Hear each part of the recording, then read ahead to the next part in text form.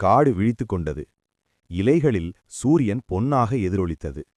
அந்த அமைதியில் ஒரு இளம் மான் பயப்படாமல் நின்றது. அது அமைதியை ரசிக்கும் வயதில்தான் இருந்தது.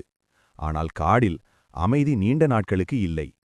ஒவ்வொரு உயிருக்கும் அதன் பின்னால் ஓடும் பசி இருக்கிறது. அதே பசியின் கண்கள் இன்று மானை நோக்கின. ஒரு ஆண் சிங்கம். அவன் கண்களில் கோபமில்லை, பசி மற்றும் பொறுப்பு மட்டும். அவனுடைய குட்டிகள் பசி காரணமாக கத்தினார்கள்.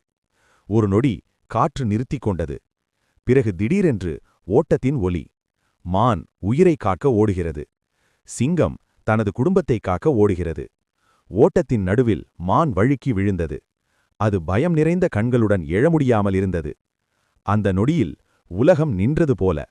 சிங்கம் அருகே வந்தது. அதன் மூச்சு மானின் காதுகளில் அடித்தது. அவன் ஒரு நொடி நின்றான். அதன் கண்களுக்குள் பார்த்தான்.